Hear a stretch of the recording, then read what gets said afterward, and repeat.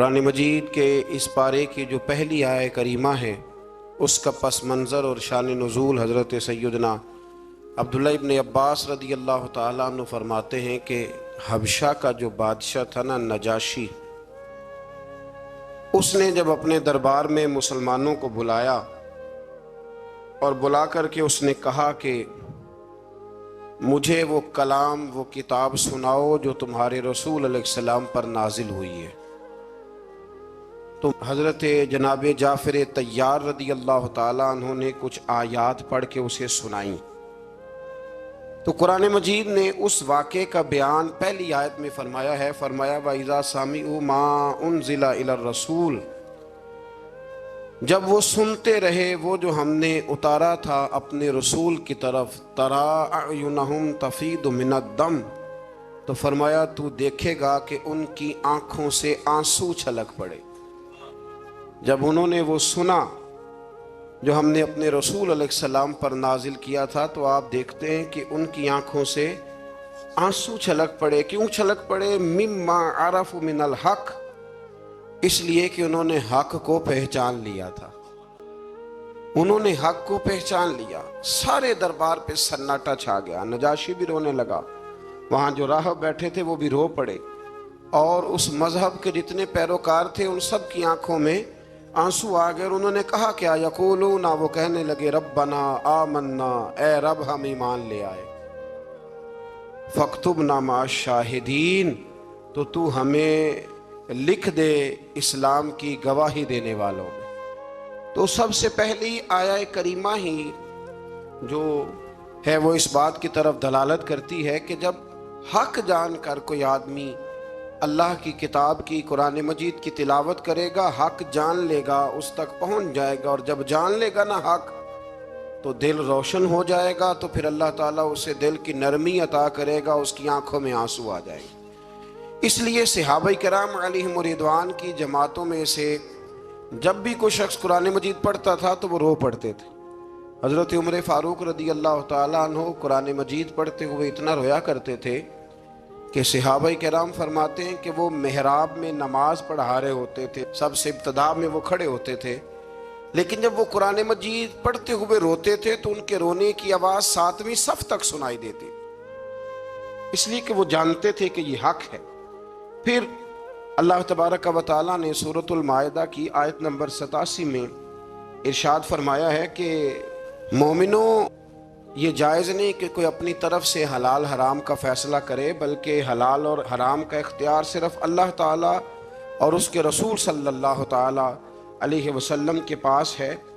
تو تم پاکیزہ چیزیں استعمال کرو اور حلال حرام کے فیصلے اللہ پہ چھوڑ دو، جس کو اس نے حلال کہا وہ حلال ہے، اور جس کو اللہ رسول حرام کر دے وہ حرام ہے۔ پھر اسی سورت کی آیت نمبر 99 کے اندر اللہ کریم نے یمین کے بارے میں، یمین منعقدہ کے بارے میں، یعنی قسموں کے بارے میں، جو ہم قسمیں اٹھا لیتے ہیں، اس کے بارے میں بیان فرمایا۔ آیت نمبر 99 میں اللہ کریم نے ارشاد فرمایا کہ کچھ لوگ لغو قسم اٹھاتے ہیں، اس پر تو کوئی کفارہ نہیں، یعنی کچھ لوگوں کی نیت نہیں ہوتی، یہاں مفسرین نے لکھا ان کی عادت ہوتی ہے، واللہ باللہ تاللہ بات کرتے وقت یہ لفظ کہنا، اس کی نیت قسم اٹھانے کی نہیں ہوتی، تو ان پر کچھ کفارہ نہیں ہے۔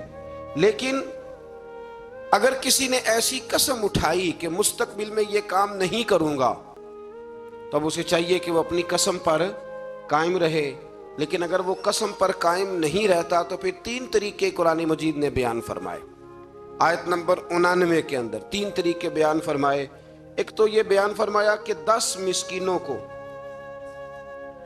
وہ درمیانے وقت کا کھانا کھلائے، اور اگر یہ نہیں کر سکتا تو پھر ان کو درمیانہ لباس پہنا دے قسم کے کفارے کے لیے، اور اگر یہ نہیں کر سکتا تو پھر اس طرح کرے کہ غلام آزاد کرے۔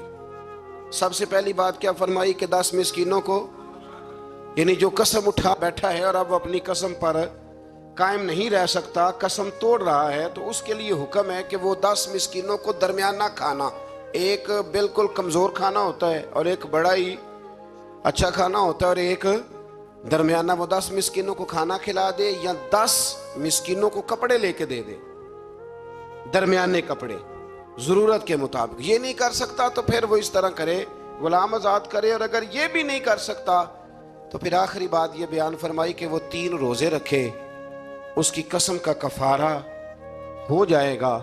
لیکن میرے نبی کریم صلی اللہ تعالی علیہ وسلم کی احادیث سے فقہاء نے ایک مسئلہ بیان کیا ہے کہ اگر کوئی شخص ایسی قسم کھا لے کہ جو قسم ہی جائز نہیں شریعت میں، نہیں کسی نے قسم اٹھا لی کہ آج کے بعد بھائی سے نہیں ملوں گا، تب یہ تو اس نے صلہ رحمی کا رشتہ توڑنے کی قسم اٹھا لی.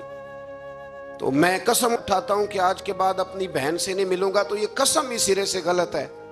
تو اب اس کے لیے حکم ہے کہ وہ قسم توڑ دے لیکن کفارہ بھی ادا کرے.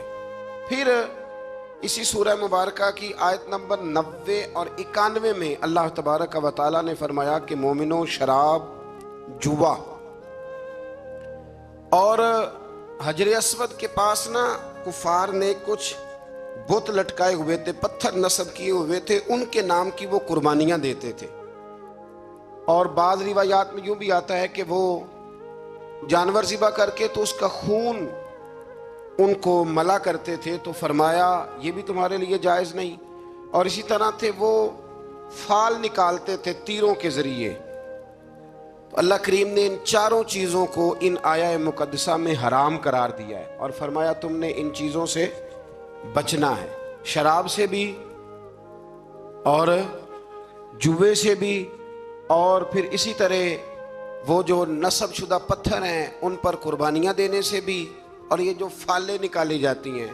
ابھی بھی بڑے لوگ بیٹھے ہیں، میں اکثر کہا کرتا ہوں کہ دروازے پہ روٹی مانگنے آیا اور حال قسمت کا بتا رہا ہے.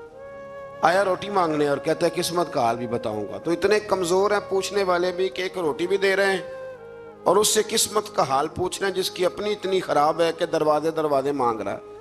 تو اللہ کریم نے اس کو حرام قرار دیا، ناجائز قرار دیا اور فرمایا یہ وہ چیزیں ہیں، انہی آیات میں فرمایا یہ وہ چیزیں ہیں جو تمہارے درمیان عداوت پیدا کریں گی. شراب بھی عداوت پیدا کرے گی، جوا بھی عداوت پیدا کرے گا، تو تمہیں ان چیزوں سے بچنا. آیت نمبر 95 سے لے کر 99 تک اللہ تعالیٰ نے حالت احرام میں شکار کی ممانعت فرمائی ہے کہ جب آپ احرام کی حالت میں ہوں گے تو شکار کرنا آپ کے لیے درست نہیں ہے. اس کے تفصیلی احکامات ہیں جو کتب فقہ میں ملتے ہیں.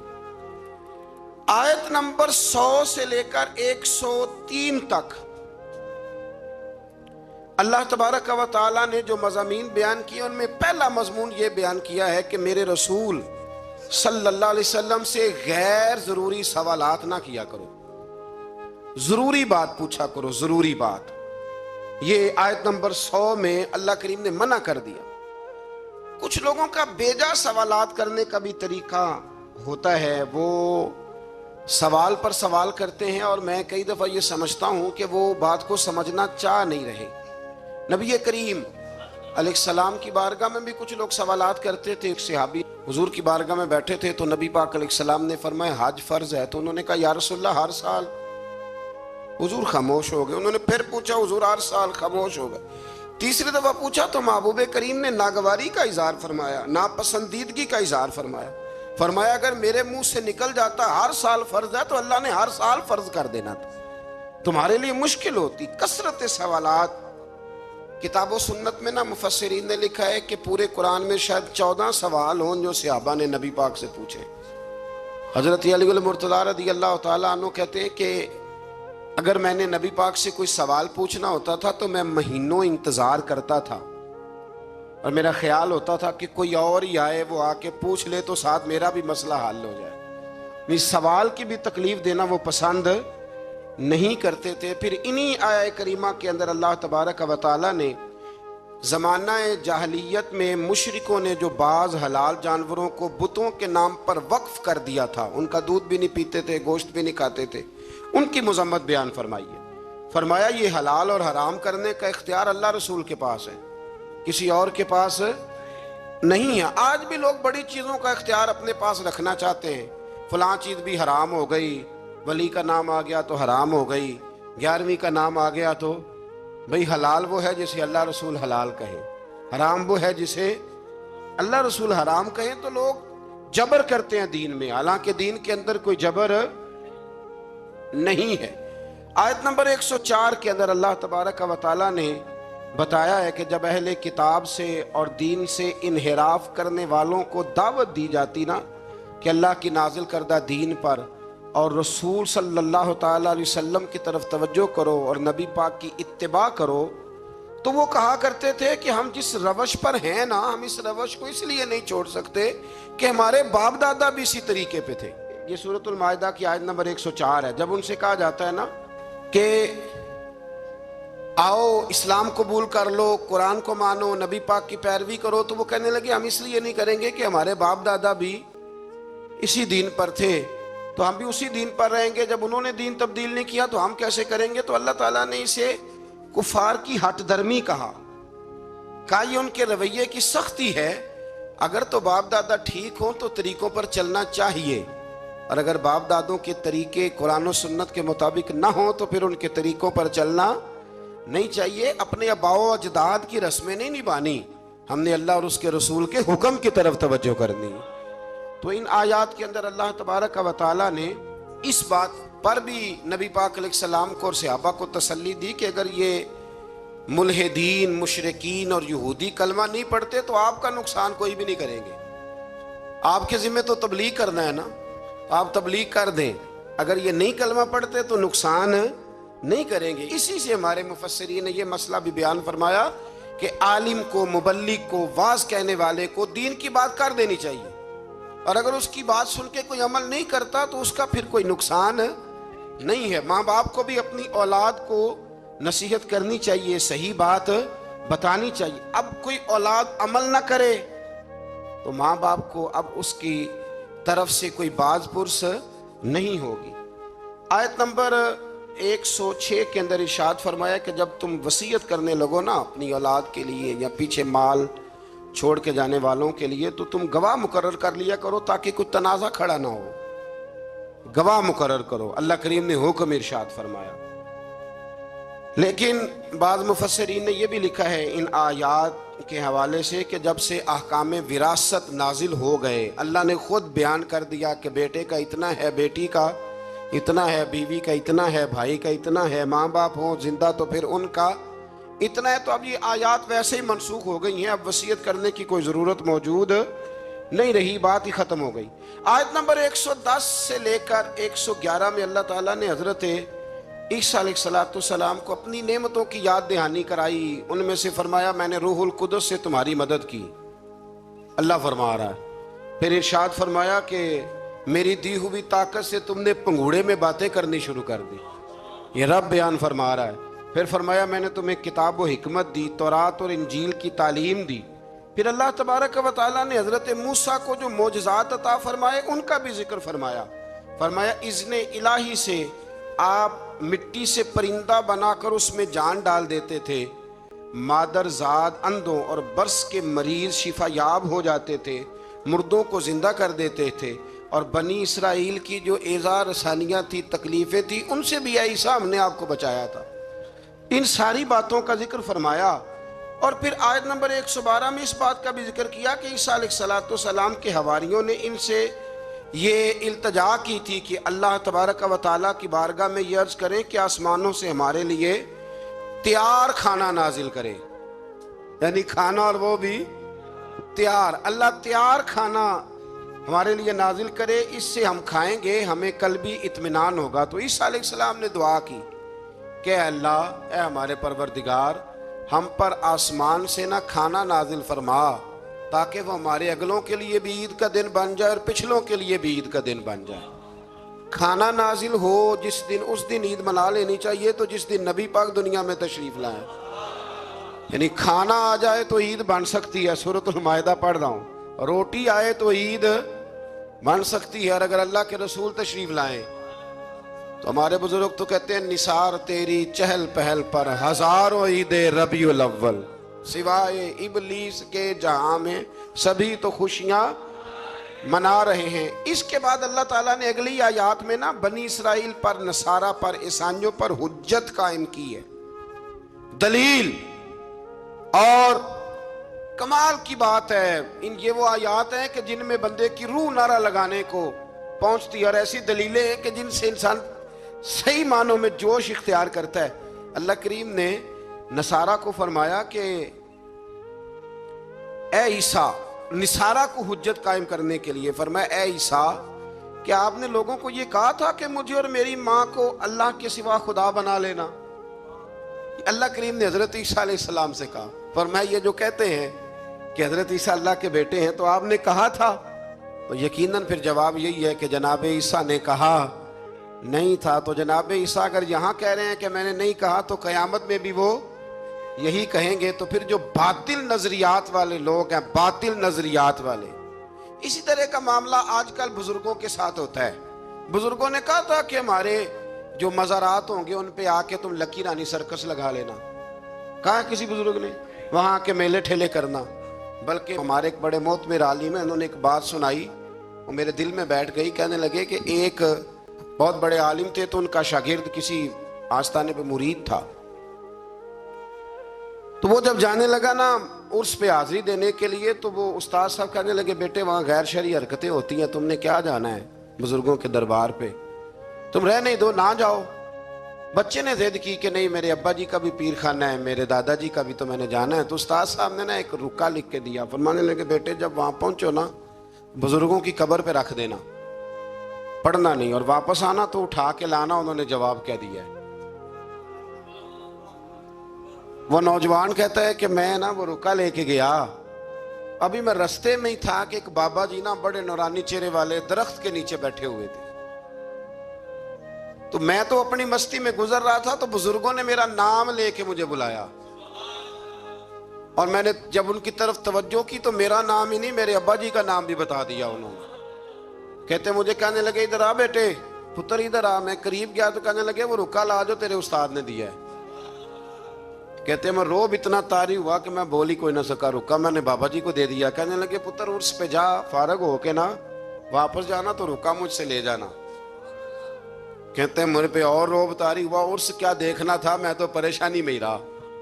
واپس آیا تو بابا جی تھے، میں نے وہ رکا لیا، تو جا کے میں نے رکا استاد جی کو دیا۔ جب میرے مفتی صاحب نے وہ رکا پڑھا تو ان پر اتنا سحر طاری ہوا کہ بے ہوش ہی ہو گئے۔ کچھ دیر کے بعد ہوش آیا، نارمل لائف میں جب وہ آئے عام روٹین کی زندگی میں، تو میں نے ان سے کہا کہ حضرت صاحب میں بڑا دیانتدار شاگرد ہوں، میں نے جاتی دفعہ بھی نہیں پڑھا کہ آپ نے کیا لکھا ہے، اور جو جواب آیا وہ بھی نہیں پڑھا، لیکن آپ کا بے ہوش ہونا، بزرگوں کا ملنا میری سمجھ میں نہیں آتا، کچھ سمجھا دیں۔ تو کہتے ہیں کہ وہ استاد مجھ سے کہنے لگے کہ بیٹا وہ جو بزرگ تجھے ملے تھے نا وہ دراصل وہی تھے جن کے تو عرس پہ گیا تھا۔ تو وہ رکا انہوں نے اس لیے لے لیا، میں نے رکے پہ لکھا تھا کہ بابا جی اگر آپ اتنے ہی طاقت والے ہیں تو یہ غیر شرعی حرکتیں ہوتی ہیں تو آپ روکتے کیوں نہیں؟ میں نے رکے پہ لکھا تھا۔ تو کہتے ہیں بابا جی نے جواب دیا ہے کہ غیر شرعی حرکتیں ہوتی ہیں تو ہم تو نکل کے سائیڈ پہ بیٹھ جاتے ہیں۔ اسی لیے تو لوگ کہتے ہیں دربار پہ گئے تھے تو جو دعا مانگی ہے وہ قبول نہیں ہوئی، بابا تو وہاں تھا ہی نہیں، وہ تو سائیڈ پہ ہو گیا، وہ تو تھے ہی نہیں، وہ تو نکل آئے کہ تم ہمیں تنگ کرتے ہو لہذا ہم جا رہے ہیں۔ فرمایا بزرگ تو مزار چھوڑ کے چلے جاتے ہیں اس لیے کہ وہ اللہ کے رسول کی شریعت کے پورے، اور کہتے ہیں آپ بے ہوش کیوں ہوئے؟ تو کہنے لگے بے ہوش اس لیے ہوا تھا کہ بابا جی کہنے لگے مولانا ہم پہ اعتراض نہ کرو، جب تک ہم زمین کے اوپر تھے منع کرنے کی ڈیوٹی ہماری تھی، اب ہماری ڈیوٹی نہیں، اب تمہاری ڈیوٹی ہے، تم اپنا کام پورا کرو، تم ڈیوٹی ادا کرو۔ بیٹھ کے وہاں طنز کر رہے ہو کہ یہ کیوں ہو رہا ہے تو وہ کیوں ہو رہا ہے۔ تو حضرت عیسیٰ علیہ السلام نے کسی کو کہا نہیں کہ تم میری عبادت کرو یا معاذ اللہ میری ماں کو رب مانو، تو قیامت کے دن بھی وہ یہی کہیں گے کہ یا اللہ میں نے انہیں کہا نہیں تھا۔ تو جب لوگ اپنی طرف سے چیزیں بنانے لگتے ہیں پھر خرابی پیدا ہوتی ہے۔ تو میرے عزیز دوستو پھر اس سے آگے سورہ انعام شروع ہو جاتی ہے، یہ مکی صورت ہے۔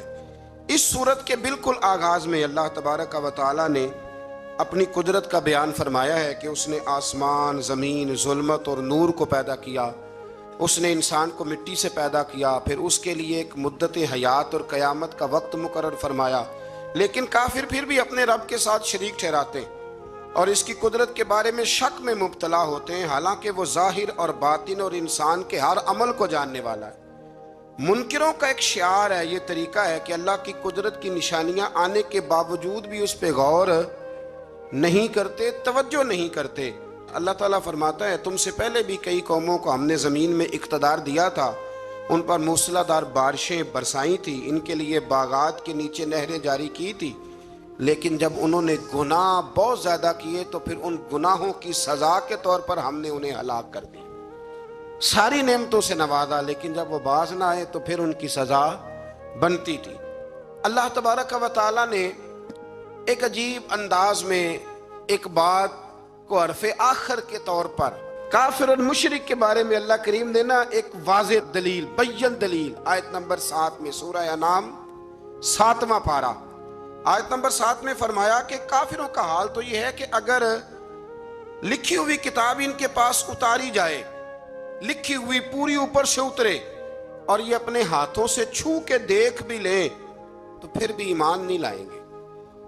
جنہوں نے نہیں ماننا انہوں نے، آج ہم بھی لوگوں کو دیکھتے ہیں جتنی مرضی دلیلیں دے لو، جس نے نہیں ماننا اس کا پروگرام ہی نہیں ماننے کا۔ فرمایا پھر بھی یہ اس کو تسلیم نہ کریں گے بلکہ اسے جادو قرار دیں گے۔ اسی طرح اگر ان کے پاس فرشتہ اتر کے آ جائے اور یہ اسے اصل شکل میں دیکھ نہ پائیں، اور اگر بشری لباس میں آئے تو پھر کہیں گے کہ یہ تو ہماری طرح کا بشر ہے، اصل حالت میں دیکھ نہیں سکتے، اور انسانی حالت میں آئے گا تو کہیں گے بالکل ہماری طرح کا ہے۔ تو رسول اللہ صلی اللہ علیہ وسلم کو تسلی دیتے ہوئے اللہ تعالیٰ نے فرمایا کہ ہر دور کے کفار کا اپنے نبیوں کے ساتھ یہی طریقہ رہا کہ وہ انبیاء کا معاذ اللہ مذاق اڑایا کرتے تھے، یہ طریقہ رہا۔ آپ زمین پہ چل پھر کے دیکھ لیں گزشتہ امتوں کے تباہ شدہ آثار اور ان کے انجام آپ کو بتائیں گے کہ انہوں نے اگر نبیوں کا مذاق اڑایا تو پھر اللہ نے انہیں سزا کیا دی۔ زندگی میں انسان گفتگو کرتے ہوئے بہت سارے لوگوں کی طرف دیکھ کے ہنستا ہے، ان کا مذاق اڑاتا ہے۔ ایک میری بات پلے سے باندھ لینا، کتابوں کا، فرشتوں کا، جنت دوزخ کا کبھی بھی مذاق نہ اڑائیں۔ اب میں کچھ لطیفے ایسے سننے لگا ہوں جن میں لوگ فرشتوں کا مذاق اڑاتے، ڈرنا چاہیے اللہ تعالیٰ سے۔ لوگ جنت کا مذاق اڑاتے، لوگ دوزخ کے بارے میں معاذ اللہ فضول باتیں کرتے۔ آپ مطلب یہ کن کی روش ہے، یہ کن کا طریقہ ہے؟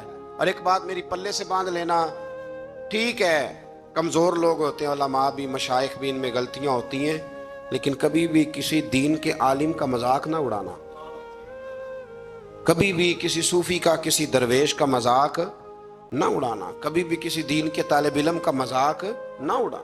یہاں لوگ نقلیں اتارتے ہیں اور میں نے دیکھا ہے کہ لوگ ہنستے ہیں، مذاق کرتے ہیں، آپ کو پتہ نہیں کہ آپ کس کی بات کر رہے ہیں۔ ہم مصلی پہ کھڑے ہونے والے کی طرف نہیں دیکھا کرتے، ہم تو رسول اللہ کے مصلی کی طرف دیکھا کرتے ہیں۔ ہم ممبر پر بیٹھنے والے کی جانب نہیں دیکھتے، ہم تو ممبر رسول کو دیکھتے ہیں۔ تو یہ لوگ انبیاء کا مذاق اڑاتے، آج بھی لوگ مذاق کرتے ہیں۔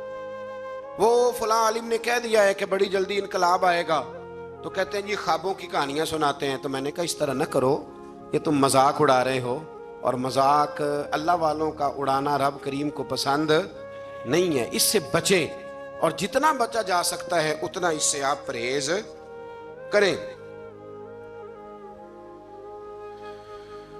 اسی طرح آیت نمبر 14 کے اندر رسول اللہ صلی اللہ علیہ وسلم کو حکم ہوا کہ آپ کافر اور مشرکوں کو بتائیں کہ کیا میں زمین و آسمان کا خالق نہیں؟ آپ ان سے پوچھیں کہ سب کو روزی رساں کو چھوڑ کر کسی اور کو اپنا کارساز بنا لوں؟ آپ ان سے کہیں اے محبوب کہ کیا میں اسے چھوڑ کر جو سب کچھ دیتا ہے کسی اور کے پیچھے چل نکلوں؟ آپ ان سے کہہ دیں کہ سب سے پہلے اسلام لانے والا میں خود ہوں، سب سے پہلے ایمان لانے والا میں خود ہوں۔ اور فرمایا پھر ان کو یہ بھی بتا دو کہ اللہ جس کو ضرر پہنچائے، اللہ کے سوا کوئی اسے نجات دینے والا نہیں ہے، اور اگر وہ کسی کو خیر سے نوازے تو کوئی اسے روک سکتا نہیں ہے۔ اور یہ بھی بتا دیں کہ ہر خیر کا مالک اللہ ہے، اور مجھے اسی بات کا حکم دیا گیا ہے کہ میں ہر مخاطب کو اللہ کے عذاب سے ڈراؤں اور اس کی توحید کی دعوت دوں اور شرک سے برات کا اعلان کروں۔ میرے پاس ایک صاحب کل پرسوں تشریف لائے تو وہ کہنے لگے سارے ڈاکٹروں سے، حکیموں سے، طبیبوں سے، پیروں سے مشورہ کر لیا ہے لیکن میری ہمشیرہ ٹھیک نہیں ہوتی۔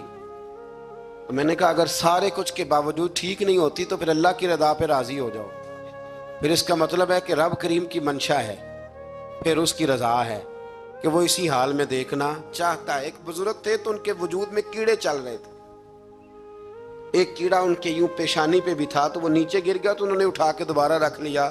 کہنے لگے جب اس کی رضا ہے کہ تو مجھے کھائے تو نیچے کیوں گرتا ہے؟ جے سونا ہی میرے دکھ وچ راضی تے سکھ نو چلے ڈاواں. تو اس لیے اللہ اگر کسی کو ضرر پہنچانا چاہے تو کوئی اسے بچا سکتا، اور اگر اللہ کسی کو خیر دینا چاہے تو کوئی روک سکتا. اللہ عزت دے تو کوئی ذلیل نہیں کر سکتا، پکی بات ہے. کرنے دے حسد والوں کو جتنا وہ آپ سے حسد کرتے، آپ کرنے دے. لوگ کہتے ہیں فلانا مجھ سے بڑا جلتا ہے، تو میں نے کہا وہ تو فائدہ کر رہا ہے آپ کا. پھر مہر علی شاہ صاحب رحمت اللہ علیہ کے مرشد نے انہیں دعا دی تھی کہ مہر علی میرا دل کرتا ہے لوگ تجھ سے زیادہ حسد کریں. کہنے لگے حضرت صاحب یہ کیا دعا ہوئی؟ تو آپ فرمانے لگے نعمتیں زیادہ ہوں گی تو لوگ زیادہ چلیں گے نا، تو میرا دل کرتا ہے لوگ تجھ سے حسد کریں، زیادہ حسد کریں. تو اس لیے ہم لوگ جو ہیں وہ ہمارے منانی میاں صاحب قبلہ فرمایا کرتے ہیں، وہ کہتے ہیں یہ جل رہا ہے تو آپ نظر آ رہے ہیں نا. وہ کہتے ہیں اگر یہ جلنا چھوڑ دے گا تو پھر آپ نظر نہیں آئیں گے. تو کچھ جلتا رہتا ہے تو آپ نظر آتے رہتے ہیں، اس لیے لوگوں کو جلنے دیں. تو ہم لوگ جو ہے وہ بلا وجہ، لیکن حسد بھی کسی کسی سے ہوتا ہے.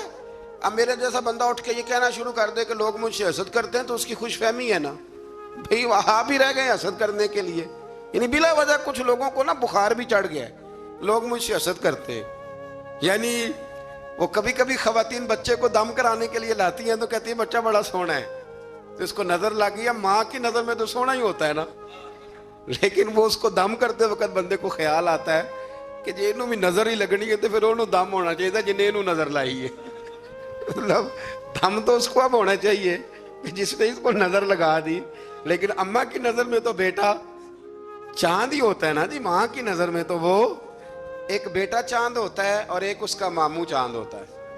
چاچو کبھی چاند ہو سکتا، ماموں چاند ہوتا ہے، اور ایک وہ بیٹا خود چاند ہوتا ہے. چاچو جی چاند ہو سکتے ہیں، یہ میں اعتراض نہیں کر رہا، اس لیے کہ ہماری بہنیں بھی یہی کرتی ہیں اور ہماری بچیاں بھی یہی کام کرتی ہیں، ہوتا ہی ایسے.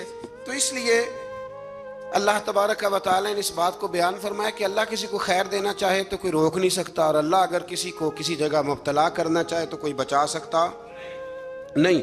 آیت نمبر 20 میں سورہ انعام 7واں پارہ آیت نمبر 20 میں اللہ کریم نے اس بات کو بیان فرمایا ہے کہ یہودیوں کی یہ غلط بیانیہ، یہ جھوٹ ہے ان کا کہ ہم رسول اکرم صلی اللہ علیہ وسلم کو نہیں جانتے. یہ ان کا جھوٹ ہے، بلکہ فرمایا محبوب وہ تو آپ کو اس طرح پہچانتے ہیں جس طرح انسان اپنے بیٹوں کو پہچانتا ہے.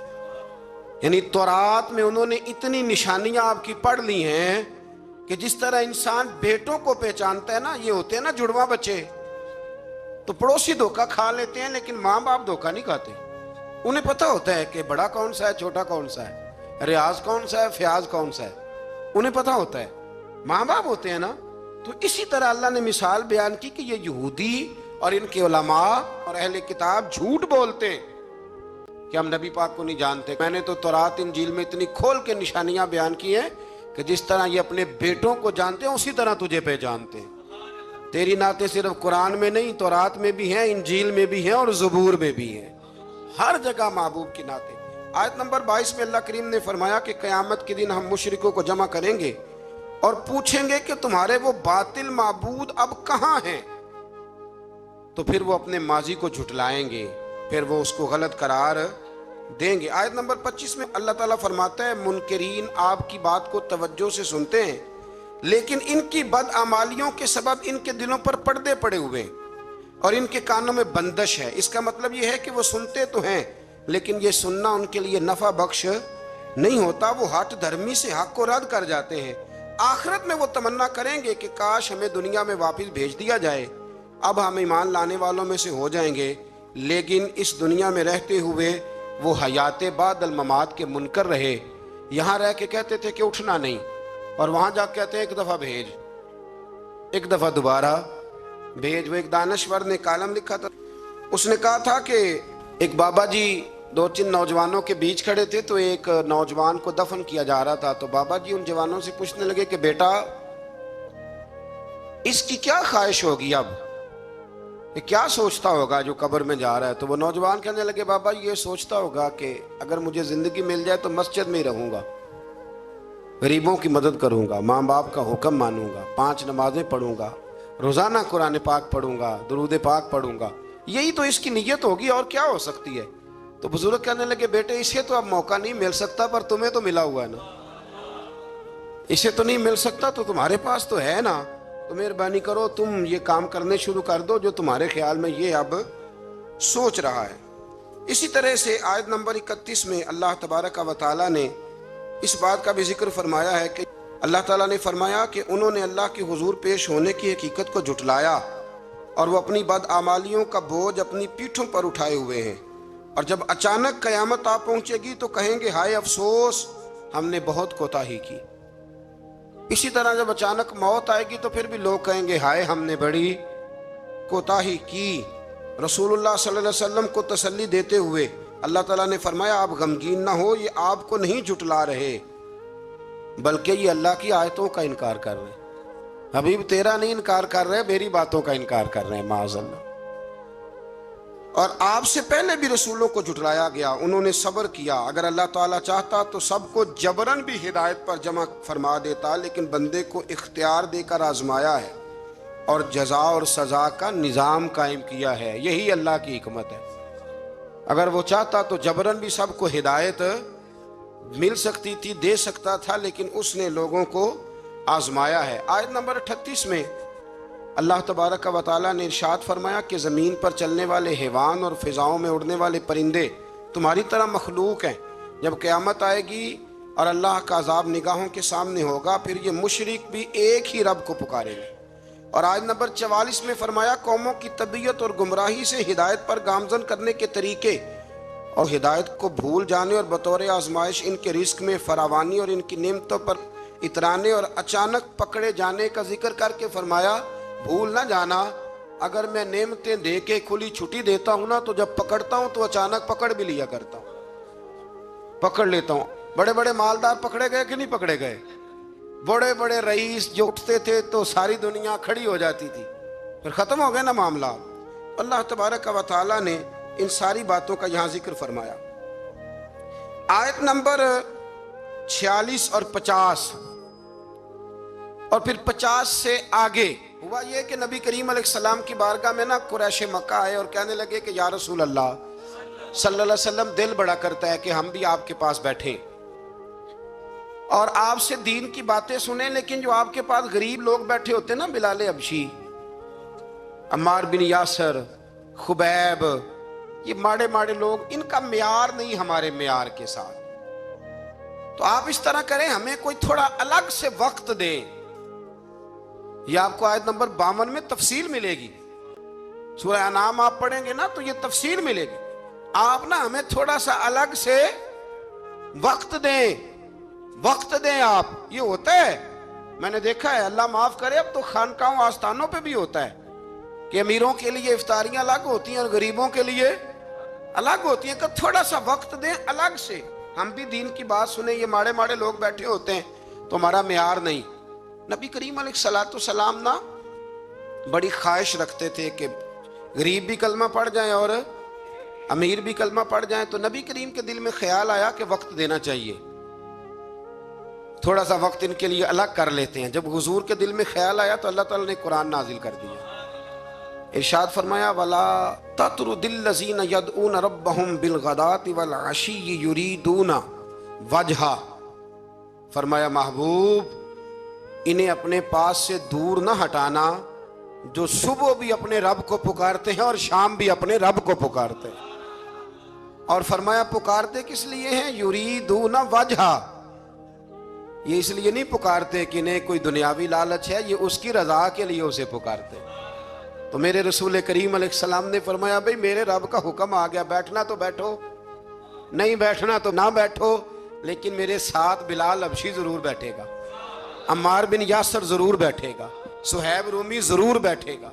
फरमाया ये गुरबा मसाकीन मेरे गिर्द जरूर बैठेंगे, ये जरूर बैठेंगे। मैंने तो ये रंग भी देखा है अपनी मुख्तसर सी जिंदगी में कि लोग कहते हैं मस्जिद की कमेटी का सदर भी कोई चौधरी होना चाहिए, यानी मस्जिद और मदरसे की कमेटी का सदर भी कोई चौधरी होना चाहिए, कोई नाम होने चाहिए, कोई लिखना चाहिए, कोई ऐसे करे कोई वैसे करें। और छोड़े मियाँ आप किस काम लगे हुए हैं, अगर मस्जिद अल्लाह का घर है ना तो वो बानी जाएगा। आप छोड़े आप किन चक्रों में पड़े हुए हैं, آپ یہ دیکھیں کہ مسجد میں جھاڑو صحیح کر کے کون دیتا ہے، توجہ صحیح کر کے کون کرتا ہے؟ اللہ ہمیں سمجھنے کی توفیق عطا فرمائے۔ پھر آگے آیت نمبر 59 میں اللہ کریم نے فرمایا کہ غیب کی کنجیاں اسی کے پاس ہیں اور اس کے سوا اس کا کوئی جاننے والا نہیں ہے، اور خشکی اور سمندر میں اور وہ درخت سے گرنے والے ہر پتے کو بھی جانتا ہے، اور زمین کی تاریکیوں میں ہر دانے کو بھی جانتا ہے۔ تار اور خشک ہر چیز لوح محفوظ پہ اس نے لکھ دی ہے۔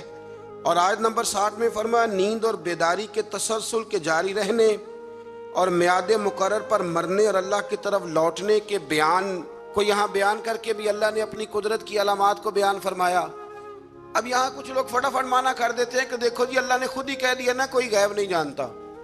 تو میں پیچھے آپ کو بتایا ہوں نا کل کہ اللہ کریم فرماتے ہیں کہ سورہ آل عمران کے اندر کہ میں عام لوگوں کو غیب پر اطلاع نہیں دیتا، لیکن اپنے رسولوں میں سے جس کو چن لیتا ہوں۔ یہاں فرمایا کہ کوئی نہیں جانتا، تو اس کا معنی یہ ہے کہ از خود کوئی نہیں جانتا، لیکن اگر اللہ بتا دے تو پھر کوئی جاننے والا جان لیتا ہے۔ آیت نمبر 61 میں فرمایا کہ اللہ تعالیٰ اپنے بندوں پر غالب ہے اور ان پر نگرانی کرنے والے فرشتے بھیجتا ہے، اور جب کسی کی موت کا وقت آ جائے تو فرشتے کسی کوتاہی کے بغیر اس کی روح قبض کر لیتے۔ وقت آ جائے تو فرشتے کسی کا انتظار، ہم البتہ فرشتے کے آنے کا انتظار کرتے رہتے ہیں، لیکن فرشتہ انتظار نہیں کرتا، جب آتا ہے تو پھر لے کے جاتا ہے۔ آیت نمبر 68 میں گمراہ کن عقائد کے حامل لوگوں کی صحبت سے بچنے کا حکم ہے کہ جن کے عقیدے برے ہوں ان کے پاس نہ بیٹھو، ان کے قریب نہ جاؤ۔ حضرت عبداللہ ابن عمر رضی اللہ تعالیٰ عنہ کو بتایا گیا تھا کہ یہ شخص جو ہے یہ تقدیر کا صرف منکر ہے، خیر شر والی تقدیر کا یہ منکر ہے، باقی ساری چیزوں کو مانتا ہے۔ تو جناب عبداللہ ابن عمر نے فرمایا یہ تو سلام لینے کے قابل بھی نہیں۔ ہم اس شخص کے ساتھ اٹھے بیٹھیں گے جو دین کی ہر بات کو مانے، ہر جوز کو مانے، جو مصطفیٰ کریم علیہ السلام کی ذات کو بھی مانے اور میرے نبی کی شان کو بھی مانے، حضور کی صفات کو بھی مانے۔ ایسے تھوڑی بات ہے کہ وہ چند باتوں کا ذکر کرے اور باقی سب چیزوں کو وہ چھوڑ جائے۔ آیت نمبر 74 سے لے کر 81 تک اللہ تعالیٰ نے حضرت ابراہیم علیہ السلام کا ذکر فرمایا ہے۔ بڑے پیارے ہیں یہ نبی اللہ کو، حضرت ابراہیم کا ذکر فرمایا، اور اللہ نے فرمایا ابراہیم کو یقین کامل عطا کرنے کے لیے ہم نے انہیں آسمانوں اور زمینوں کی بادشاہی دکھائی، یعنی کائنات کے نظام کے اسرار اور حکمتیں بتائیں، اور حضرت ابراہیم نے مظاہر پرست قوموں کو حکمت کے ساتھ اصلاح کرنے اور مظاہر کائنات کے فانی ہونے اور اللہ کی توحید کے دلائل سے ثابت کرنے کے لیے پھر یہ طریقہ اختیار کیا کہ رات کی تاریکی چھا گئی تو انہوں نے ایک روشن ستارے کو دیکھا اور دیکھ کے فرمانے لگے یہ میرا رب ہے۔ پھر جب وہ ڈوب گیا تو فرمانے لگے میں ڈوبنے والوں کو پسند نہیں کرتا۔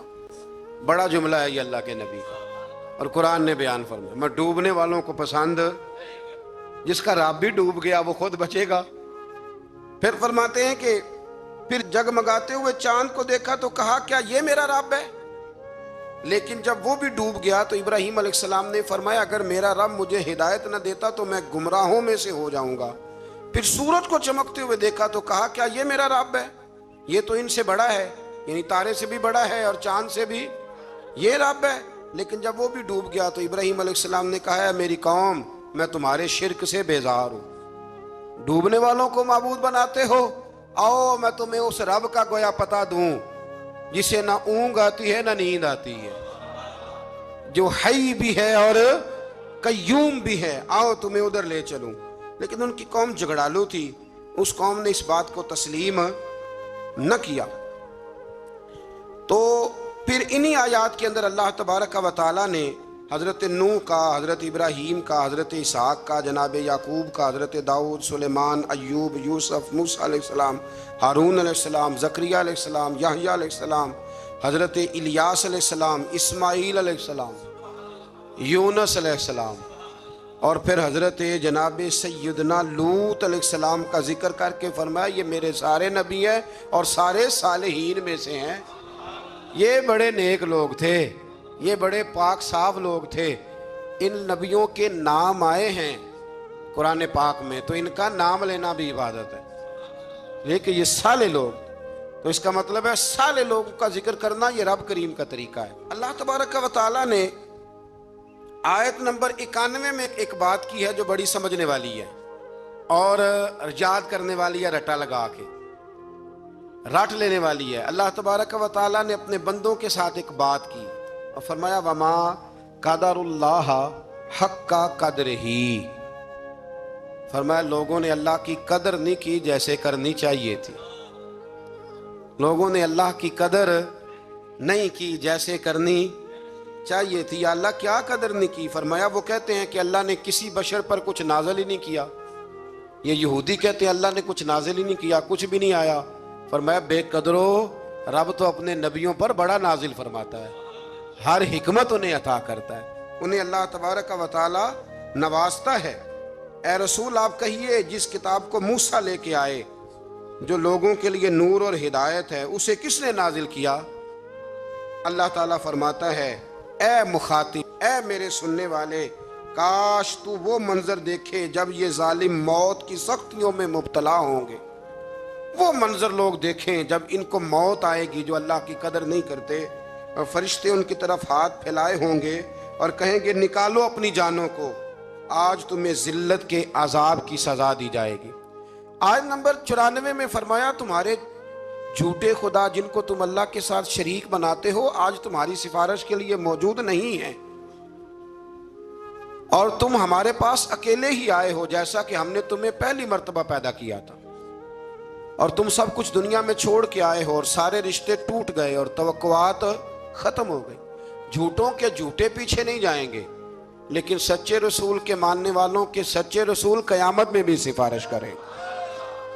آیت نمبر 95 میں اللہ کریم نے فرمایا بے شک اللہ تعالیٰ دانے اور گٹھلی کو پھاڑنے والا ہے، وہ زندہ کو مردے سے نکالتا ہے اور مردوں کو زندے سے. انڈا زندہ ہوتا ہے کہ مردہ؟ اس میں سے نکلتا کیا ہے؟ زندہ. حالانکہ انڈا زندہ نہیں ہوتا، اور کئی دفعہ زندہ عورت ہوتی ہے لیکن جب بچہ جنتی ہے تو وہ مردہ ہوتا ہے. فرمایا تم دیکھتے نہیں؟ یہ اللہ کی حکمتیں ہیں، یہ اس کی قدرتیں ہیں. آیت نمبر 98 میں پھر اللہ کریم نے ایک بار اس بات کو بیان فرمایا کہ ہم نے تمہیں ایک جان سے پیدا کیا ہے، ایک جان سے تمہیں پیدا کیا. آیت نمبر 100 میں فرمایا کہ مشرکوں نے جنات کو جو اللہ کی مخلوق ہے اللہ کا شریک ٹھہرایا ہے اور اس کی طرف بیٹے اور بیٹیوں کی نسبت کی ہے، حالانکہ وہ اس سے پاک ہے. وہ آسمانوں اور زمینوں کا بنانے والا ہے. بیوی اور اولاد کی نسبت سے اللہ پاک ہے. لم یلد ولم یولد ولم یکن لہ کفوا احد. ہم جب پڑھتے تھے نا تو ایک بزرگ تشریف لائے ملتان شریف سے، تو ایک اسٹوڈنٹ کو کھڑے ہو کے کہنے لگے بتا اللہ کی تعریف کر، اللہ کون ہے؟ کہنے لگا اللہ ایک ہے. حالانکہ یہ بھی اس کی تعریف ہے کہ اللہ وحدہ لا شریک، یہ بھی تعریف ہے، لیکن وہ بچوں کو سمجھانے کے لیے فرمانے لگے حضرت جبریل کتنے ہیں؟ کہنے لگے ایک. تو فرمانے لگے یہ تم نے کیا تعریف کی؟ اللہ ایک ہے. کہا جناب آپ نے تو کمال کر دی، پھر آپ ہی بتائیں. تو فرمانے لگے میری سمجھ میں اللہ کی ساری شانیں ہیں، یہ بھی اس کی شان ہے، قدرت کاملہ ہے کہ وہ وحدہ لا شریک ہے. لیکن فرماتے ہیں اصل بات یہ ہے کہ وَلَمْ يَكُنْ لَهُ كُفُوًا أَحَدٌ. فرمایا جس طرح کا وہ ہے اس طرح کا کوئی ہے ہی نہیں. اس کا ہمسر کوئی ہو سکتا؟ جو وہ ہے وہ کوئی اور ہے ہی نہیں، ہو ہی نہیں سکتا. اللہ اکبر. آیت نمبر 104 سے 107 میں فرمایا تمہارے پاس روشن دلائل آ گئے ہیں، اگر کوئی اس کی روشنی میں چلے گا تو اسے فائدہ ہوگا، اور اگر کوئی گمراہی اختیار کرے گا تو اس کا اپنا نقصان ہے، اور اگر کوئی شرک کرے گا تو اس کے لیے ملول نہ ہو. آپ صرف وحی الہی کی پیروی کریں. آخر میں آیت نمبر 108 اور پارہ بھی تقریباً ختم ہونے کو، آیت نمبر 108 میں نے ایک قانون اللہ تعالیٰ نے بیان فرمایا ہے، وہ بڑا سمجھنے والا ہے. میں مبلغین کو، واعظین کو اور جو طالب علم بچے ہیں ان سب کی بھی توجہ کراؤں گا کہ وہ اس بات پر ضرور غور کریں کہ اللہ تبارک و تعالیٰ نے یہاں ہمیں کیا نصیحت فرمائی ہے. بڑی قیمتی بات ہے، اس کو ضرور سنیے گا. ارشاد فرمایا جا رہا ہے کہ تم نہ ان لوگوں کو برا نہ کہو جن کو مشرک اللہ کے علاوہ پوجتے ہیں، تم انہیں برا، بتوں کو برا نہ کہو۔ اور رب کریم نے فرمایا جب تم ان کے بتوں کو برا کہو گے تو ایسا نہ ہو کہ وہ زیادتی اور ظلم کی وجہ سے معاذ اللہ رب کریم کے بارے میں کوئی بے ادبی کر دے۔ ان کے جھوٹے خداؤں کو تم برا کہو گے تو ہو سکتا ہے وہ تمہارے سچے کو برا کہیں۔ تو فرمایا تم اس طرح کرو کہ تم تبلیغ ضرور کرو، بات ضرور کرو، لیکن ان کو برا نہ کہو۔ آج رویہ یہ بن گیا ہے، گالی کی زبان اس لیے عام ہوئی ہے کہ لوگ جب کسی کے بزرگ کے بارے میں کوئی ایسا لفظ کہتے ہیں تو پھر بھی وہ جواب میں خاموش نہیں رہتا۔ اس لیے ہم کہتے ہیں کہ اس سٹیج پر سنجیدہ بات ہونی چاہیے۔ آپ اپنی رائے جب پیش کریں تو دلائل کے ساتھ پیش کریں۔ ہمارے زمانے میں طریقہ لوگوں کا یہ ہے کہ لوگ آواز اونچی کرتے ہیں، دلائل مضبوط نہیں کرتے۔ میرا مشورہ یہ ہے، میں اپنے دائرے کے طالب علموں کو کہا کرتا ہوں کہ آوازیں اونچی نہ کرو، دلائل مضبوط کرو۔ دلیل ہو مضبوط تو آواز نیچی بھی ہو تو بات دور تک جاتی ہے، اور بیچ میں کچھ بھی نہ ہو اور بندہ اتنا زور لگائے کہ سپیکر ہی پھٹ جائے تو اس کا کوئی مطلب نہیں ہے۔ تو آپ جب بھی بات کریں گے مہذب انداز میں کریں گے۔ اس لیے امت مسلمہ یہ نہیں کہتی کہ نبی پاک علیہ السلام کی ناموس کی صرف بات ہے، امت مسلمہ یہ کہتی ہے کہ ہم کسی بھی مذہب کے کسی بھی پیشوا اور مقتدا کو برا نہیں کہتے۔ اگر کسی کا نظریہ باطل ہے تو دلائل کے ساتھ اس کا رد ضرور کیا جائے گا، لیکن اسے برا نہیں کہا جائے گا۔ ہمارے ہاں لوگ پھبتیاں کستے ہیں، مذاق اڑاتے ہیں دوسروں کا۔ سنجیدہ ہونا چاہیے۔ آپ سنجیدہ بات کریں گے تو سنجیدگی پھیل جائے گی، اور اگر ہم غیر مہذب انداز اختیار کریں گے تو پھر معاشرے میں جذباتی لوگ پیدا ہوں گے۔ اللہ تعالی ہمیں سمجھنے کی توفیق عطا فرمائے۔